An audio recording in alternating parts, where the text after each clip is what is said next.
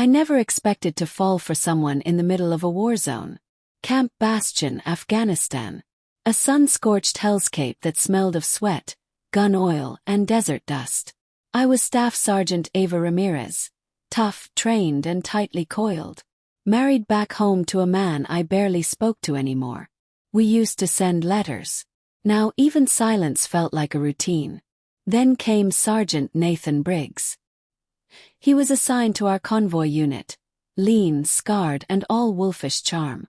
Quick with a sarcastic quip, deadly with a rifle, and always with that cocky half-smile like he knew things I didn't. We weren't supposed to look at each other like that. But we did. Constantly. It started in the mess hall, when he slid into the seat across from me without asking. "You always this tense, Ramirez? Or is it just my face?" Scoff. "I'm not tense. I'm efficient. I'll believe that when you stop cutting your steak like it insulted your mother." That was our beginning. Tension simmered for weeks. We worked side by side. Sweaty, exhausted, running recon missions, treating bullet wounds, and pretending not to care. Until one night under blackout orders, in a bunker lit only by a red tactical lamp, we snapped. He stood too close. I should have walked away. But when his hand brushed mine, I didn't. I looked at him, heat rolling between us like static. Then I kissed him. It wasn't sweet, it was need. Years of loneliness, fear, adrenaline, and buried hunger poured into a kiss that was anything but gentle.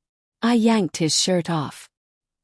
He grabbed my hips, lifted me onto the cot, and undid my vest with shaking fingers. My hands were already unbuckling his belt. We didn't talk.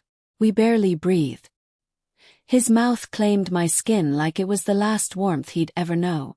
When he entered me, I bit my lip to keep from crying out. We moved in frantic rhythm. Each thrust a rebellion against the rules we lived by. It was reckless, dangerous, addictive.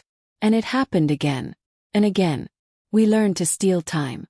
In supply tents, empty towers, or the back of the Humvee when no one was watching. We made love between gunfire and debriefs. He made me feel alive in a place built to kill. But war doesn't allow fairy tales. One night during a mission in Kandahar, our unit was ambushed. We were pinned down behind a burning truck. Bullets sprayed like hellfire. Nathan was beside me, bleeding from his arm. "You okay?" shouted. "Only if you promise me a repeat of last night." I laughed. God, I laughed with a grenade in my hand. We made it out. Barely. Back at base, while the others rested, I found him sitting alone on a crate, arm stitched and cigarette dangling. I sat beside him, took the cigarette, inhaled. "We can't keep doing this," I said. He didn't look at me. "I know. I have a husband. And yet, here you are." That night we didn't have sex. We held each other. Naked. Quiet. Hearts hammering in sync. I think that's when I realized I loved him. The deployment ended months later. I never told my husband.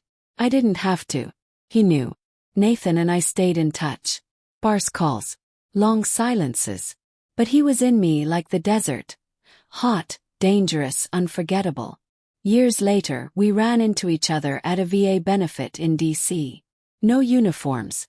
No barriers. "You look good, Ramirez." "You still smug, Briggs." He grinned. "Only when I'm winning." And this time we didn't have to hide.